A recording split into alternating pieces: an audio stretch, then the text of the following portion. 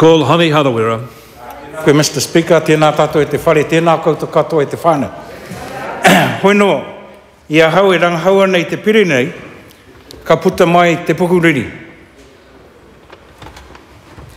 Greetings, Mr. Speaker, greetings to everybody in the House, and greetings to the whānau.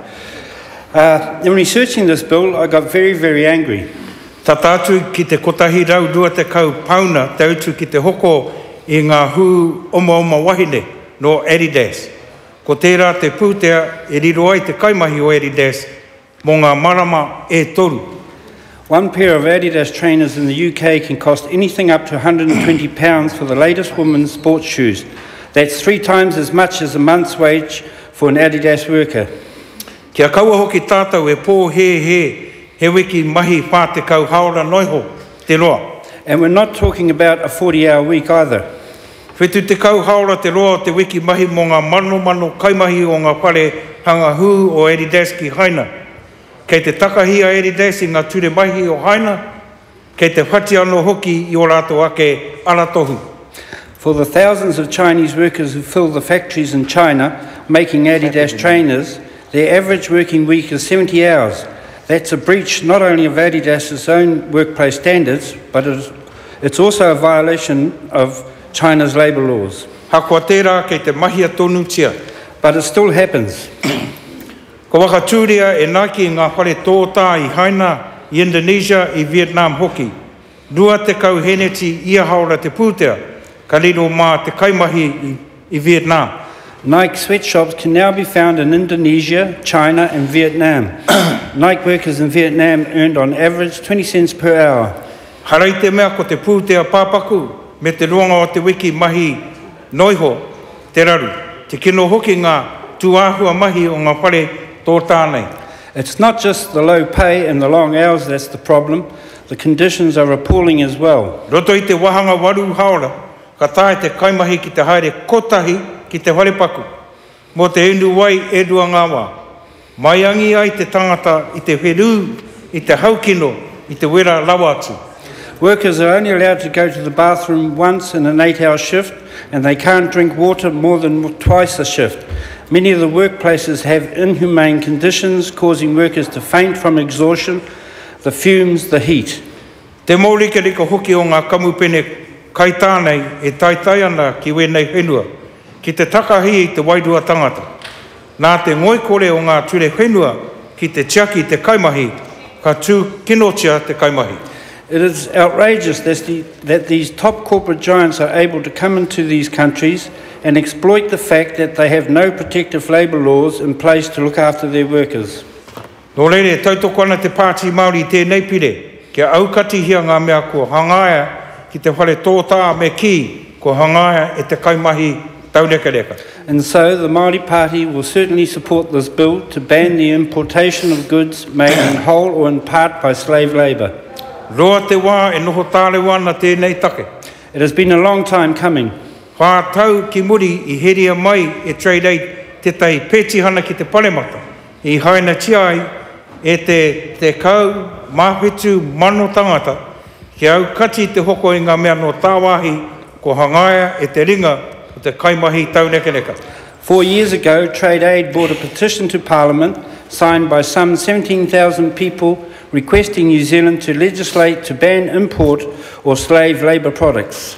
Engari I rātou e wakarite ana I te pētihana nei, ko tā te kāwanatanga kē, e waka tūtuki I ngā kirimana hoko wātea no rāwahi. Haukua horekau he ture tiaki I te kaimahi. But of course, while Trade Aid was preparing his petition, the government of the day was busy passing free trade agreements with little or no protection for workers. Hakua reipa, hakua nā hinara, he ori te tonu, ka hore he paku aha ki a rāua. Labour or national, it doesn't seem to matter to either of them.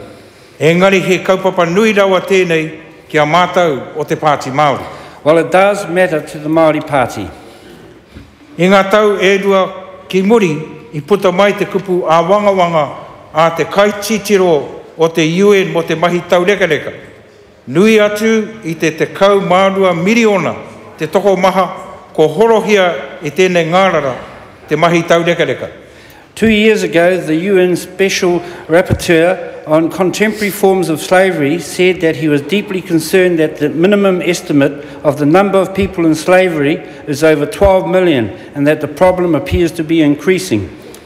Nā koala mai te pātainui, me nā ka aukati hia te pūtea, ka reido ki ngā kaimahi nei, ka pēhea rātau e whai ora ngāi.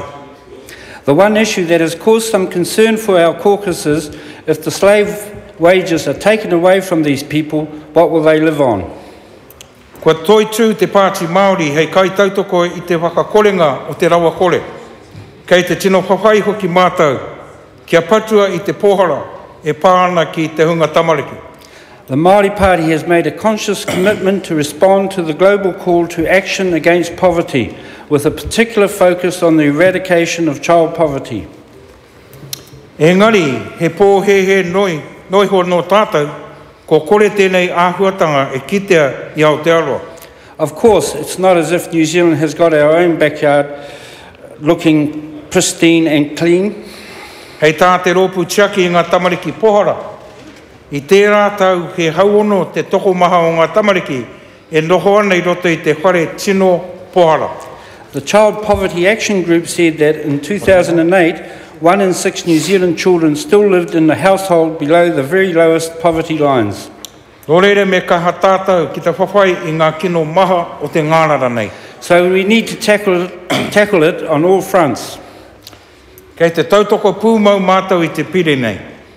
Ka huri ngā whakaaro ki tēnei mea te mahi taurekereka, me ona whakapānga weri ki te hunga tamariki, ka koro pūpū te riri roto I a mātou. There is no question that we would not support this bill. Our anger is particularly profound when we think of the ever-growing problem of child slave labour.